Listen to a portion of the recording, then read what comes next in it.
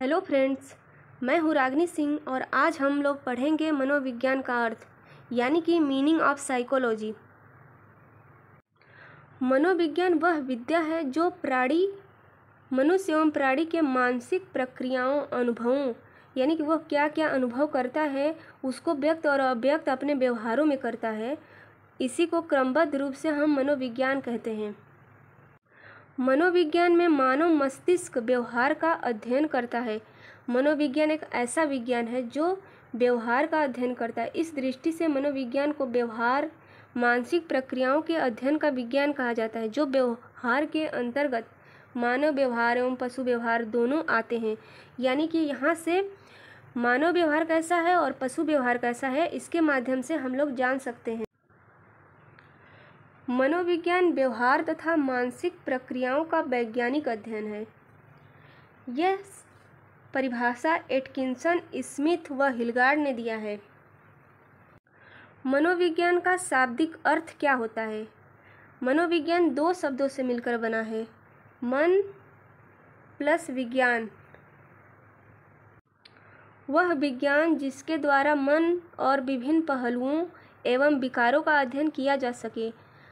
ये अंग्रेजी में मनोविज्ञान के लिए साइकोलॉजी शब्द का प्रयोग किया जाता है।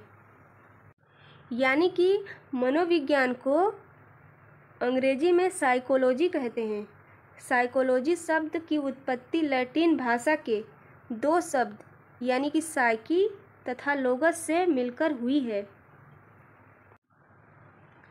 साइकी शब्द का अर्थ होता है आत्मा यानी कि सोल, तथा लोगस का अर्थ होता है अध्ययन यानी कि स्टडी।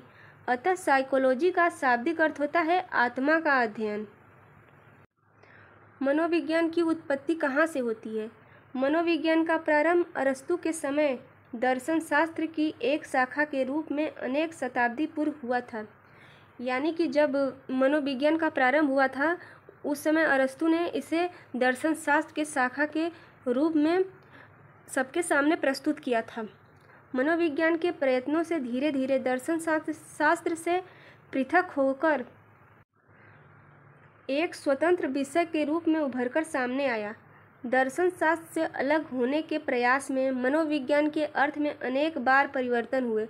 यह क्रमशः निम्नांकित शीर्षकों में दी गई विवेचना से स्पष्ट हो जाता है। मनोविज्ञान आत्मा का विज्ञान है। 16वीं शताब्दी में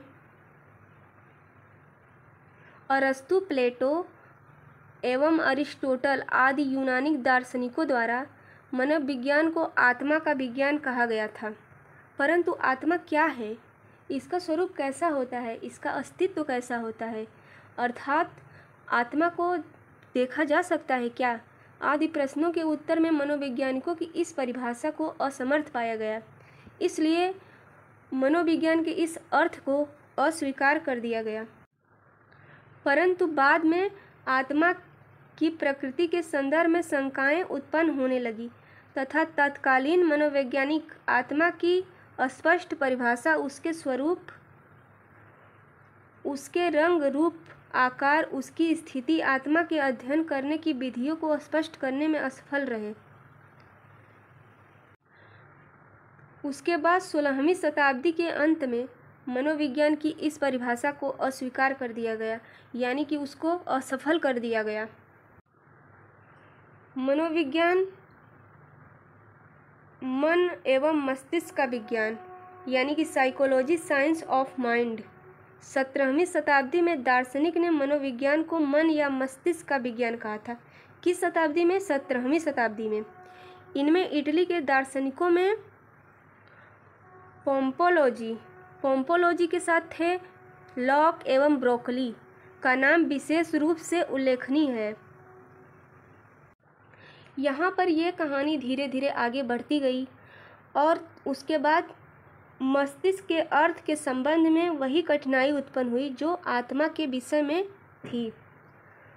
मनोविज्ञान मस्तिष्क की प्रकृति तथा स्वरूप को स्पष्ट रूप से निर्धारित नहीं कर सके। परिणाम स्वरूप मनोविज्ञान की इस परिभाषा को भी अस्वीकार कर दिया गया। फिर उसके बाद चेतना का विज्ञान यानी कि मनोविज्ञान को चेतना के रूप में समझा जाने लगा। मन के विज्ञान के रूप में अमान्य हो जाने के बाद 19वीं शताब्दी में विद्वानों ने मनोविज्ञान को चेतना के विज्ञान के रूप में माना। इनमें वाइप्स, वुंट, विलियम टिचनर आदि मनोवैज्ञानिक थे। इस मत पर मनोवैज्ञानिकों में मतभेद हो गए, क्योंकि चेतन मन के अतिरिक्त अचेतन मन और अर्धचेतन मन भी होते हैं, जो स्वप्नावस्था और विक्षिप्तावस्था में मनुष्य की क्रियाओं को प्रभावित करते हैं। परिणामतः सीमित अर्थ होने के कारण मनोविज्ञान को चेतना के रूप में स्पष्ट करने का भी प्रयास असफल हुआ, यानी कि ये जो चेतना का विज्ञान है उसे भी अस्वीकार कर दिया गया। मैकडूगल ने अपनी पुस्तक, यानी कि ये जो आउटलाइन साइकोलॉजी है, जो मैकडूगल की पुस्तक है, इसके पृष्ठ 16 पर चेतना को एक बुरा शब्द बताकर उसकी आलोचना करते हुए लिखा गया है, चेतना एक बहुत बुरा शब्द है और यह मनोविज्ञान के लिए बहुत ही दुर्भाग्य की बात है। यह शब्द साधारण प्रयोग में आ गया। धीरे धीरे समय बीतता गया। उसके बाद मनोविज्ञान व्यवहार के रूप में उभरकर सामने आया। आत्मा, मन और चेतना के विज्ञान के रूप में मान्यता न मिलने पर 20वीं शताब्दी में मनोविज्ञान को व्यवहार के विज्ञान के रूप में स्वीकार किया जाने लगा। यानी व्यवहार के विज्ञान के रूप में जब माना गया तब 20वीं शताब्दी चल रही थी और व्यवहारवादी जे.बी. वाटसन के इसके प्रवर्तक माने जाते हैं। यहाँ पर लिखा है कि व्यवहारवादी मनोवैज्ञानिक वाटसन मनोविज्ञान को व्यवहार का विज्ञान माना। वुडवर्थ व स्किनर ने भी मनोविज्ञान को व्यवहार का विज्ञान माना है। आज मनोविज्ञान न केवल बाह्य व्यवहार का अध्ययन करता है, वरन आंतरिक अनुभवों का भी अध्ययन करता है। व्यवहार की व्याख्या जब तक कि अनुभूति द्वारा नहीं की जाती, उसका अर्थ स्पष्ट नहीं हो पाता है। अतः वैज्ञानिकों ने अनुभव किया कि सही अध्ययन के लिए अनुभूति और व्यवहार दोनों का अध्ययन आवश्यक है। इस प्रकार मनोविज्ञान केवल व्यवहार का ही विज्ञान न होकर यह व्यवहार और अनुभूति का विज्ञान है।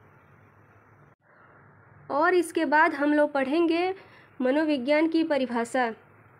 अगर आप मेरे चैनल पर नए हैं तो चैनल को सब्सक्राइब करें, लाइक करें एंड शेयर करें। Thank you.